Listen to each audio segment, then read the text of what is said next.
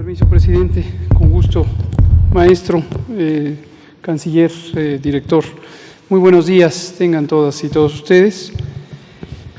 Vamos a actualizar para la audiencia de la conferencia matutina la situación epidemiológica de COVID-19, la pandemia causada por el coronavirus SARS-CoV-2, con base en el informe que damos todas las tardes, el más reciente de ayer, lunes 10 de agosto, y vamos a comentar algunos aspectos de cómo está ocurriendo la epidemia y noticias positivas que hemos estado comentando a lo largo de las últimas 2 semanas. Tenemos 72 días transcurridos desde que empezó este proceso de nueva normalidad. Aquí quisiéramos hacer un recordatorio para la población y para todo el país. Nueva normalidad ha significado este tránsito donde tuvimos la Jornada Nacional de Sana Distancia desde el 23 de marzo y hasta el 30 de mayo, y a partir del 1 de junio pasamos a este proceso que denominamos nueva normalidad. Queremos recordarles que lo que implica ese proceso de nueva normalidad es un desconfinamiento gradual, ordenado y progresivo que ha sido cuidado con el uso de un semáforo de riesgo sanitario COVID. Y este semáforo es un mecanismo de monitoreo sobre el riesgo de que exista una repunte o reemergencia o rebrote de la epidemia.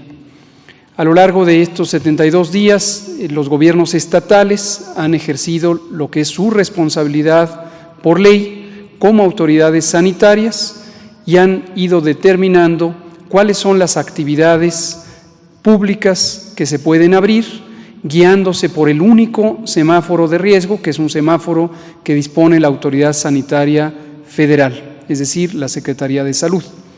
La importancia de tener este semáforo es que tenemos un mismo método para evaluar la situación epidémica de COVID-19 en todo el país, de modo que las 32 entidades federativas pueden identificar cuál es la circunstancia que viven con respecto a la ocurrencia de nuevos casos, la ocurrencia de nuevas hospitalizaciones, el porcentaje de ocupación de los hospitales y la proporción de personas que, habiéndoseles tomado una muestra para diagnóstico por laboratorio, resultan positivas al virus SARS-CoV-2. Y estos 4 indicadores fueron cuidadosamente seleccionados para representar, por un lado, el acontecer de la epidemia y, por el otro lado, la capacidad de respuesta, que fundamentalmente ha estado centrada en 2 objetivos. El primero es que en todo momento tengamos una disminución o se mantenga reducida la frecuencia diaria de contagios y por consiguiente la frecuencia diaria de casos, de modo que nunca tengamos más casos de enfermedad que requieran hospitalización con respecto a la cantidad de camas disponibles para atenderles. Y recordar que cuando decimos cama no es simplemente la cama física, sino es toda la unidad operativa que incluye el equipo, por ejemplo, los ventiladores mecánicos, y también el grupo humano que está listo para atender a las personas, el personal de salud. El segundo objetivo es expandir la capacidad hospitalaria, y esto lo hemos logrado mediante un proceso de reconversión hospitalaria en todo el país. Hemos apoyado los esfuerzos de las 32 entidades federativas, las instituciones nacionales de salud, el Instituto Mexicano del Seguro Social, el ISSSTE, los servicios médicos de Pemex y también la contribución extremadamente valiosa de nuestras Fuerzas Armadas, tanto el Ejército como la Marina, que han ayudado a la reconversión hospitalaria, han dispuesto unidades de atención y han operado también algunas de estas unidades de atención. Entonces, en general, en estos días que han transcurrido, que son ya 5 meses con 11 días desde el inicio de la epidemia en México, que ocurrió el 27 de febrero con la detección del primer caso y su confirmación en la madrugada del 28 de febrero, hemos logrado los 2 objetivos. Hemos tenido una curva epidémica plana, plana quiere decir con un ascenso lento, y segundo, hemos logrado que en todo momento la disponibilidad hospitalaria promedio esté por arriba del 45 al 50%. Hemos mantenido en todo momento esa capacidad. Ahora recordamos que la epidemia no se ha terminado, pero vemos signos muy positivos, que son los que comentaré enseguida, de que la epidemia está en su punto acme a nivel nacional. No olvidemos lo que hemos dicho en innumerables ocasiones, no hay una sola curva epidémica, hay múltiples curvas epidémicas en la medida en que en cada estado o incluso en cada municipio existe un patrón diferente de velocidad de ocurrencia de la epidemia y de propagación territorial. La curva epidémica nacional, que para pronta referencia del Pueblo de México presentamos aquí y en las 164 conferencias vespertinas que hemos tenido todos los días, es la curva de la suma de todos los casos, pero no tiene ningún sentido en términos técnicos intentar que esa curva represente el mismo patrón de ocurrencia de cada una de las entidades federativas. En este momento tenemos 15 entidades federativas, es decir, la mitad de las que hay en el país, casi la mitad, que tienen ya un patrón de ocurrencia de la epidemia con al menos una semana de reducción. Y este patrón se está presentando ya de una manera progresiva porque las 17 restantes tienen o bien un momento de estabilización, es decir, el número de casos de un día es semejante al número de casos del día previo y próximamente eso lleva a que empiecen a reducirse el número diario de casos. Y solamente en este momento 6 entidades federativas tienen un patrón ascendente, es decir, están aumentando su número de casos y en los 6 estados que estoy mencionando es la curva epidémica inicial, es decir, no es una condición de rebrote. Y solamente en una entidad federativa tuvimos un periodo en donde ya estaba en reducción y posteriormente tuvo un ascenso, pero también en esta entidad federativa afortunadamente existe ya al menos una semana de reducción en el número de casos. Veamos la curva epidémica de la que estoy hablando a nivel nacional, que hemos estado presentando como una curva semanal, donde vemos ya este patrón. En este momento estamos en la semana 33 del año. Le llamamos semana epidemiológica, que no tiene otra característica excepto que se cuenta a partir del domingo. Y en este momento estamos en la semana 33. Es convencional en los sistemas de vigilancia epidemiológica del mundo y también de México que excluimos las últimas 2 semanas, es decir, la semana 32 y la semana concurrente, porque es un periodo en donde los datos son aún inestables, siguen fluyendo los datos desde las entidades federativas. Y no olvidemos nunca que toda la información que presentamos de la nación proviene de las entidades federativas, se genera en las entidades federativas, se produce en los hospitales que atienden a las personas y en los laboratorios estatales donde se realizan las pruebas diagnósticas.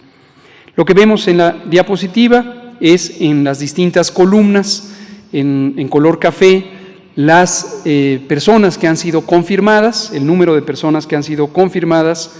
En la zona amarilla, el número de personas que han tenido los síntomas compatibles con COVID-19, técnicamente les llamamos casos sospechosos. Se les ha tomado una muestra para diagnóstico por laboratorio y estamos en espera del resultado. Noten que es más frecuente o más amplia la proporción de personas en esa condición en las semanas recientes y progresivamente se vuelve infrecuente en las semanas previas porque ya se tiene el resultado. Y finalmente en color morado se ve el número de personas que cada semana han resultado descartadas. Se les tomó una muestra, se hizo la prueba resultó negativa para el virus SARS-CoV-2. En conjunto se han estudiado 1.097.077 personas y han resultado en estos 3 conjuntos. 486.000 casi personas han resultado positivas o confirmadas y se han descartado 532.000. Desafortunadamente 53.003 personas han perdido la vida por el efecto directo del daño pulmonar o de otros daños orgánicos que causa COVID-19. Vean ustedes, entre la semana 27 y hasta la 31, tenemos primero que durante 4 semanas consecutivas se mantiene la cantidad de casos de cada semana semejante a la de la semana previa, y luego para la semana 31 hay ya una reducción. A lo largo de esta semana 33, esta altura de la columna en la semana 31 probablemente irá cambiando, subirá un poco, de modo que la reducción no será tan notoria como se ve en este momento por el proceso de incorporación de nuevos datos.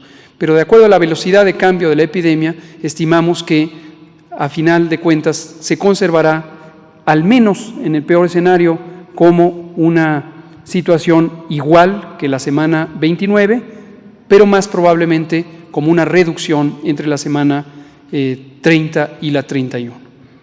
Y por último, el porcentaje de positividad se ve en la línea color naranja, de acuerdo al lado derecho de la curva, de la gráfica, y vemos que también empieza a reducirse el porcentaje de muestras procesadas que resultan positivas. Hemos detectado que algunos segmentos de la sociedad confunden esta positividad con el número de pruebas realizadas.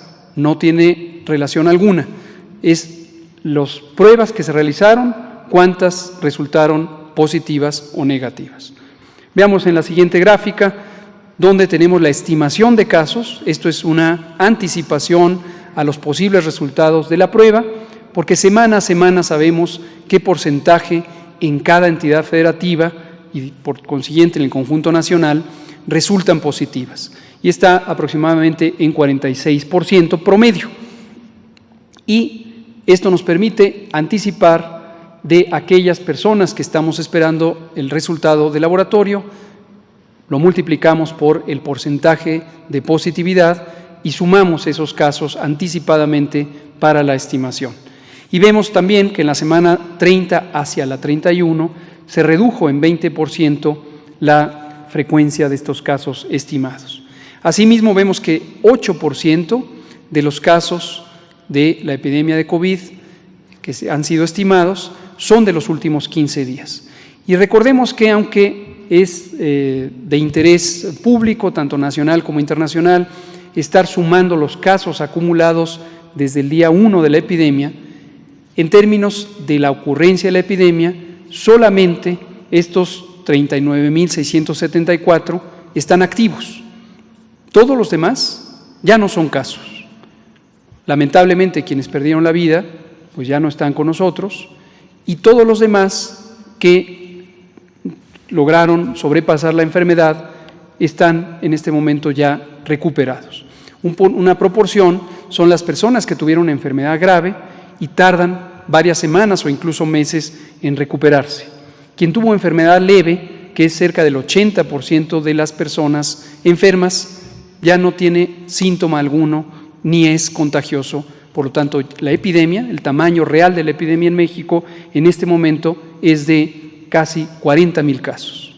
Es el tamaño de la epidemia existente en este momento en nuestro país. Vemos también en las siguientes 2 diapositivas la velocidad a la que está creciendo la epidemia. Como hemos dicho, no confundir el crecimiento de la epidemia con el aplanamiento de la curva. El aplanamiento de la curva es que hemos tenido una enfermedad, una epidemia lenta. Ese fue un objetivo, es un objetivo técnico que se logró, pero obviamente crece la epidemia hasta llegar a su punto máximo, y ese punto será cuando tengamos un crecimiento cero. En este momento tenemos un crecimiento de 0.8%, de un día hacia el siguiente, en promedio. Y respecto a la mortalidad, hay un crecimiento semejante de 1%. Todavía aumenta el número de personas que desafortunadamente fallecen por COVID-19 en 1% con respecto al día previo. Obviamente, esto llegará a un punto máximo y entonces empezará a descender y serán números negativos, porque los casos y defunciones de un día serán menores a los del día previo. Terminamos con la ocupación hospitalaria, lo vemos en 2 gráficas ya conocidas por todos ustedes. En la primera, en color rojo, vemos el porcentaje de ocupación de las camas de hospitalización general que fueron destinadas para la atención de personas con infección respiratoria aguda grave, el síndrome clínico de COVID-19.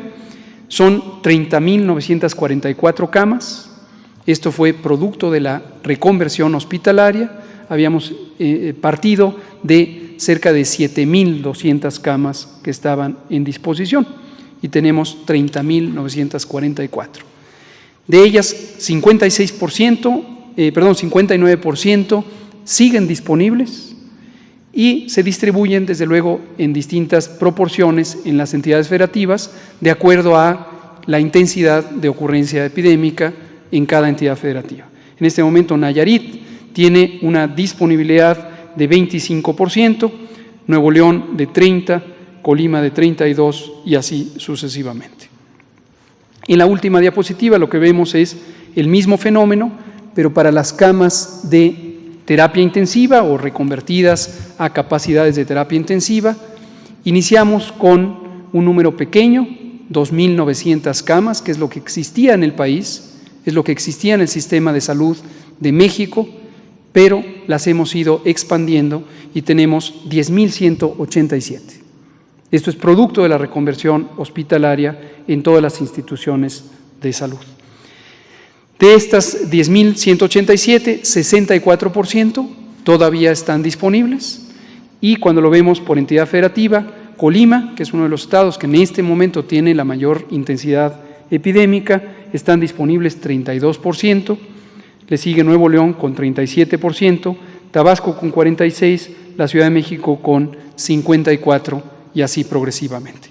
Termino comentando que, en resumen, es importante no perder de vista que la epidemia no se ha acabado, conocer las 5 medidas básicas de prevención, la más importante, la sana distancia, y la sana distancia implica todavía que si usted no tiene una razón fundamental, esencial, indispensable para salir a casa, fuera de casa, no lo haga, quédese en casa todavía.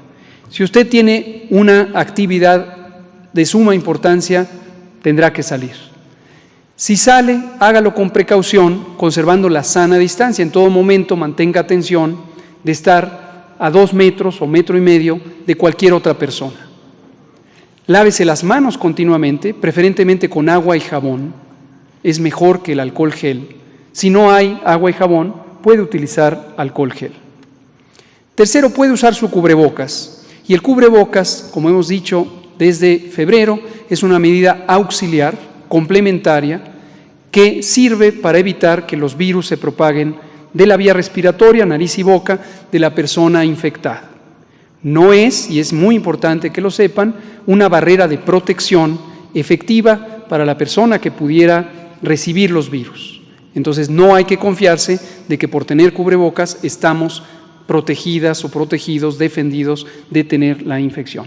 Pero si lo usamos de manera masiva, podemos tener que las personas que estén expeliendo virus pudieran reducirse por tener el cubrebocas. También, si usted tiene un acceso de tos o estornudo, no utilice sus manos, utilice el ángulo del codo para taparse nariz y boca.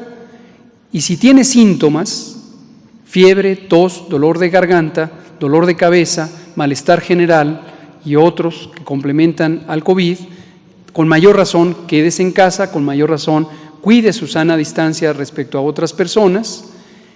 Si es una persona que tiene más de 60 años de edad o alguna enfermedad crónica, diabetes, obesidad, sobrepeso, hipertensión, enfermedad pulmonar o cardíaca crónica, inmunosupresión, cáncer o vive con VIH, no se espere y vaya a atención médica,